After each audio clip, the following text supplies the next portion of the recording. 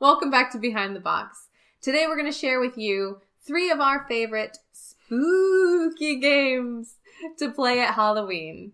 When we were considering what games we wanted to show you today, we thought about player count. So we went with games that could accommodate 6 to 7 players. If you've got a group of people coming around, you'll be able to fit them at the table with these. And also we thought about accessibility. So if you've got some folks that are a little new to the board gaming hobby, then these games should work pretty well for them too. Our first one is Mysterium. So in Mysterium, somebody has died. Now the ghost of that person needs to help the other players figure out who killed them, where they killed them, and how they killed them. So they do this by giving them illustrations that are supposed to be clues towards these answers. This is a really nice game. It's kind of like a Clue or Cluedo type of thing, but just with a lot more game to it. And it's really atmospheric. If you get somebody wearing this creepy mask that's the ghost, and you put the lights down low, and you have candles sort of lighting everything, it's a really atmospheric game, and everyone gets involved. If the ghost doesn't speak and they use like knocks on the table, just like that, as answers to yes or no, then it can be a really, really immersive game. We've had a lot of fun playing this. I'd recommend it even if it wasn't Halloween. It's just a good game and just a great cooperative puzzle. So, yeah, definitely recommend this one. Our next game is Betrayal at House on the Hill. This has got Halloween written all over it. It's themed around one of those horror B films. Yeah.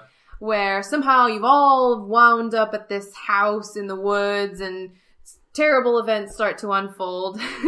So in Betrayal, what happens is it's separated into it's almost like 2 different games. Yeah. So in the beginning, in the first half, you're all on the same team, working together, exploring this house. So you're laying tiles out as you discover this house. You're opening up new rooms and events are happening. Maybe you fall through the floor or something spooky happens.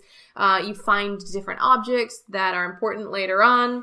And then suddenly, stage 2 happens and a traitor is revealed. And that's a really exciting part where you get to find out what scenario you're going to play out. There's 50 different scenarios. We've never run into the same scenario twice. And we've had this game for ages now. And the scenarios are really fun. They're very thematic, and it's great when they get revealed. So at that point, once it's revealed, then the team sort of separates. So the traitor that's revealed goes into a separate room, and they sort of have their own book that they'll learn how they're supposed to win the game from. And then everyone else left at the table, they'll strategize amongst themselves and figure out how they're going to win. And then everyone comes back to the table after a couple minutes, and then the rest of the game plays out. It's super fun. It doesn't really matter who wins or loses because it's always just a great time. Yeah, it's always just been really fun. It's got a lot of replayability. Yeah. Like we said, there's 50 scenarios. And when you build the board, you do it randomly. So every single time you play, it'll be different. The cards come out different. Yeah, it's a fun game. It's one of our earlier games that we ever got. So it works really well when you've got new people. I think it always goes down well with new people. Yeah, I also think it'd be a lot of fun. We've never actually done this, but I think it'd be a lot of fun for people to, essentially, because you get your own character in the game that's sort of a bit unique with their stats. Oh, yeah. Role play a little bit. If you can get that in there, again, it's something you can be immersed in and play as your characters. You got like the grumpy old man and the jock and little kids and... Yeah, it would just be fun to just sort of use it as a bit of a storytelling thing amongst your friends as well. I think you're right. Yeah. Sort of building on that a little bit, our next game is a really scary one, Jenga. It's not really. It's an RPG, a role-playing game called Dread that uses a Jenga set as the core mechanic of the game. We played this a couple of years ago, and it was so fun. Essentially, the Dread system is built around making scary games, scary stories and having scary sessions. So the GM will have this whole thing that's all scary.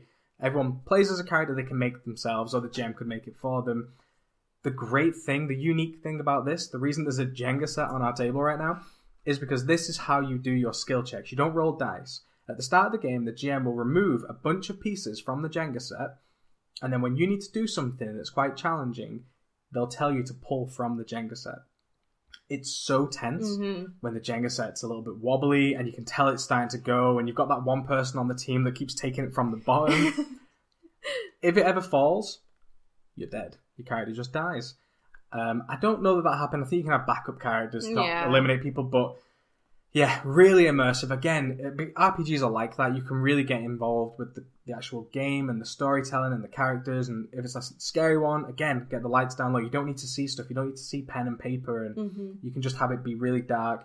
And if the GM goes the extra mile, they can get like a scary playlist going with scary music and sound effects. And yeah, it can be a really, really great Halloween event to do a Dread RPG. Yeah, it definitely can. So those are our 3 favorite spooky games, but there's tons out there. So if you've the list that we had, was huge. It was really hard to whittle it down to 3. That's why we went with good introductory games as well. They're not too heavy, they're not too involved, and you can just have fun with them. I think that's the whole point. Yeah. Really.